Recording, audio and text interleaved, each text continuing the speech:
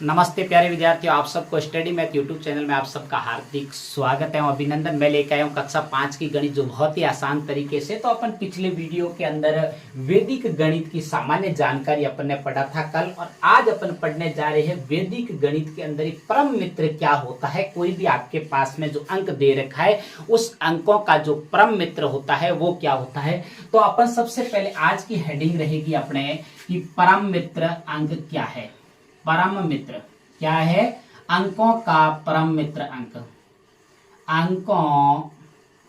अंकों का परम मित्र अंक। परम मित्र अंक। अब देखो, परम मित्र अंक मतलब कि इसका आपके पास में कुछ अंक दे रखे हैं, और उस अंकों का जो परम मित्र अंक होगा वो क्या होगा। जब भी अपन वैदिक गणित अपनी ये 5वीं क्लास की पढ़ेंगे तो आधार 10 मान के पढ़ेंगे। कितना पढ़ेंगे?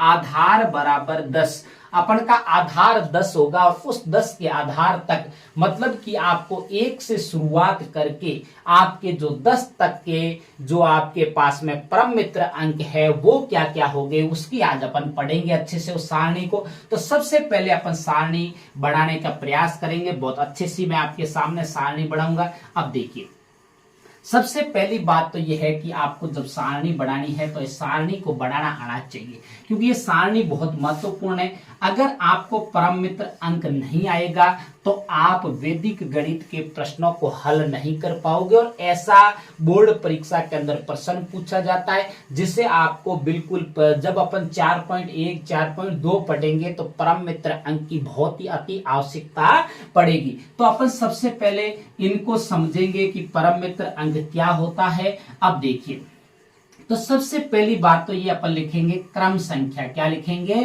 क्रम संख्या। उसके बाद में लिखेंगे अंक। क्या लिखेंगे? अंक। उसके बाद में क्या लिखेंगे?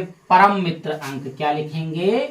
परम मित्र अंक। मैं बहुत ही आसान तरीके से आपको समझाऊंगा, बिल्कुल एक एक सामान्य जानकारी के साथ पढ़ाऊंगा कि आपको कोई भी समस्या न हो।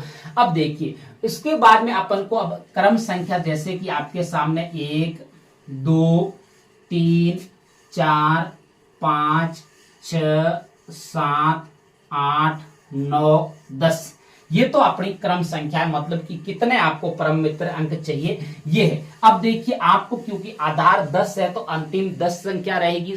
10 एक संख्या है, बाकी सारे अंक है। देखिए, आपको सबसे पहले अंक की बात की जाए तो 1, उसके बाद में 2, उसके बाद में 2, उसके बाद में 3 4 5 6 7 8 9 और 10। अब देखिए, आपको जब भी परम मित्र अंक चाहिए तो हमेशा परम मित्र अंक होता है वो हमेशा 10 में से घटाया जाता है। जब 10 में से घटाया जाता है तो 1 का जो परम मित्र अंक होगा वो क्या होगा? 10 माइनस का 1 बराबर कितना होता है? 9। कितना होता है? 9। मतलब कि जो 1 का परम मित्र अंक होगा वो कितना होगा? 9। कितना होगा? 9। उसके बाद में देखिए, 2 का परम मित्र अंक चाहिए तो 10 माइनस का 2, मतलब कि 2 का परम मित्र अंक कितना होगा? 8। कितना होगा? 8। अब देखिए, उसके बाद में 3 का परम मित्र अंक चाहिए तो 10 माइनस का 3, तो आधार में से घटाना है।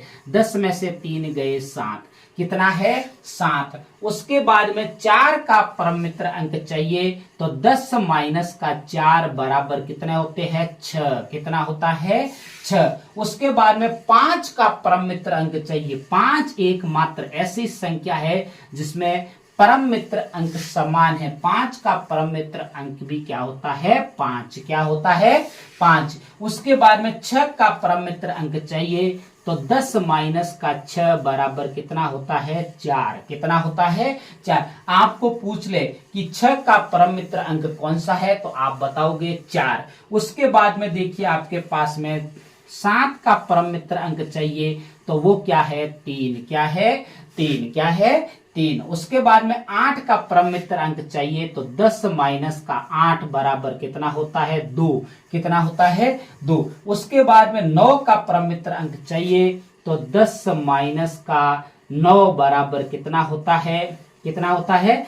1। कितना होता है? 1। और उसके बाद में आपको अगर 10 का परम मित्र अंक चाहिए तो 10 माइनस का 10 बराबर 0। ये नहीं पूछा जाता है, वैसे आपके यहां तक ही चलेगा, कहां तक चलेगा, 1 तक ही चलेगा। तो ये आपको पता होना चाहिए कि आपको जब भी प्रश्न वाली 4.1 का पहला प्रश्न हल करोगे तो उससे पहले आपको परम मित्र अंक आने चाहिए। आप अच्छे से इसको कॉपी पे लिखना और अच्छे से इसको याद करने की कोशिश करना, बिल्कुल बहुत ही आसान है। जब भी परम मित्र की बात आती है तो आधार 10 में से हमेशा जो क्रम वाइज संख्या को घटाओ, घटाने पर जो आंसर आता है वही परम मित्र अंक कहलाता है। मुझे उम्मीद है कि आपको अच्छे से समझ में आया। तब तक मेरे स्टडी मैथ यूट्यूब चैनल पर बने रहे। नमस्ते।